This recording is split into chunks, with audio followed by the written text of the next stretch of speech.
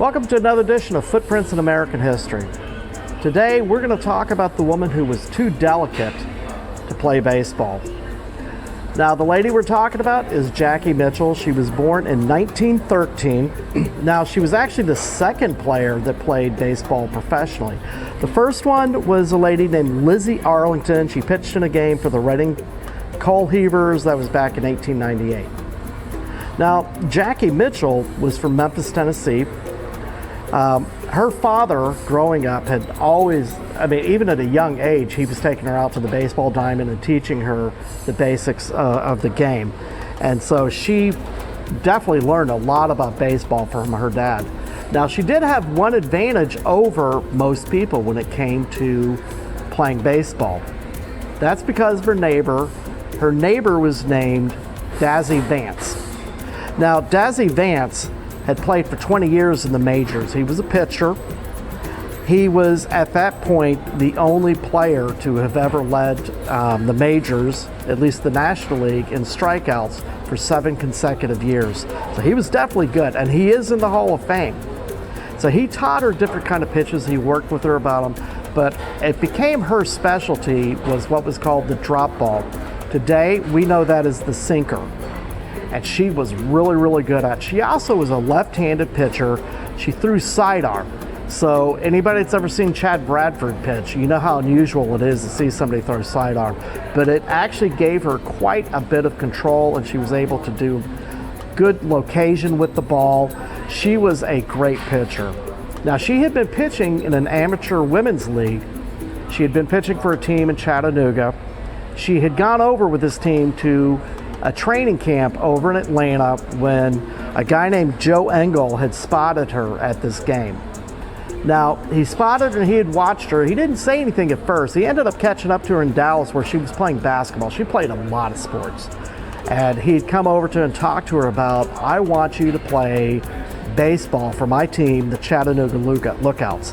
By the way, the Chattanooga Lookouts are, just as they were back in those days, a AA baseball team. They are in the minor league teams. And so he told her that he wanted her to play, and she dropped that basketball in a hurry and came with him to Chattanooga to pitch for this men's team. Now, let me just explain a little bit about Joe Engel. Joe Engel did a lot of this kind of stuff because he wanted to promote his team. He was, for lack of better terms, probably another version of P.T. Barnum. He was a shameless promoter. He would do anything and everything to fill the stands. But he had no choice. This was the Great Depression. Times were getting hard, so he had to do anything he could to fill the stands. Now, I'll give you an example of some of the things he did. He once sold a shortstop for a turkey, and then after he bought the turkey, he served it to sports writers. What happened with the person who bought that shortstop? I never found out. He raffled a house to a guy who was a ticket holder at a game. This is my favorite. He had an elephant hunt where people dressed in safari clothes, they chased other people dressed in paper-mache elephant suits. He was definitely known for his promotions that fill the stands. Now, what happened was she got signed, and March 25th, 1931, she joined the Lookouts in Chattanooga. And reporters were noticing just she could spot a batter's weakness really quickly, and they noticed her ability to control the ball. So they knew this woman had some stuff. They definitely took notice of it. So fast forward to April 2nd, 1931. Now, the game would have been played a day earlier. It had gotten rained out. What had happened was the New York Yankees had just finished spring training down here in Florida. They were passing through Chattanooga on the way back, and it was common, and it still is to these days somewhat, where you'd see a minor league team play the major league team at the beginning of the new season. And that's exactly what happened. The Yankees came to Chattanooga to play the Lookouts, who were their AA team. And the first pitcher was Clyde Barfitt. Now, he gave up a double and a single to start off the game. So automatically, they yanked him from the game. They didn't want this turning into a blowout. So they brought in Jackie Mitchell. Now comes this female pitcher. Now the Yankees have never seen anything like this before. Most people have never seen women playing against a men's team. The first two batters, after Barfoot had left the game, Babe Ruth and Lou Gehrig, two Hall of Famers. So Ruth comes up to the plate. The first pitch is a called ball. She's throwing her sinker, also known as a drop ball. But the second and third pitches swing and miss. Ruth gets mad. He does not like this. He goes over to the umpire and he tells him, inspect the ball. The umpire inspects the ball, throws another ball to Jackie Mitchell. And he's angry because the fourth pitch was a called strike 3. He glares at the umpire. He is not happy. And he is screaming at the umpire. Yankee players come out and they just escort him back to the dugout. By the time he got back to the dugout, he was fine, but he was not happy about this at all. Now, for Lou Gehrig, he was not the luckiest man in baseball that day. He struck out on 3 straight pitches. So in just a matter of pitches, she had just struck out 2 of the greatest players to have ever played the game. The crowd loved it. They were just roaring every time she was throwing a strike. They gave her an ovation, a standing ovation that lasted for minutes and minutes.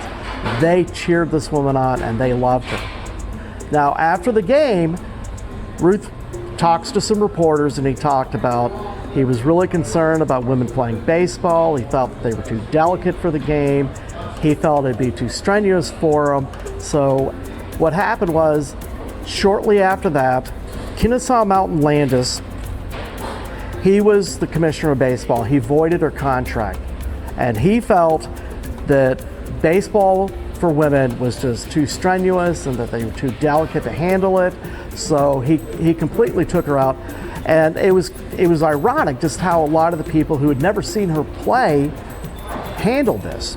The president of the minor leagues called her a female mound ice. A lot of other people thought that she was making a mockery of the national pastime, and they had all these attitudes toward her, and most of these people had never even seen her play.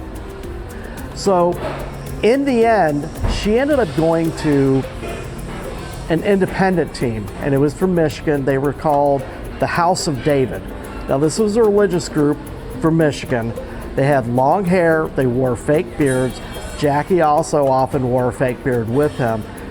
And ironically, a year or two later, she ended up playing a game with them against the St. Louis Cardinals. It was an exhibition game.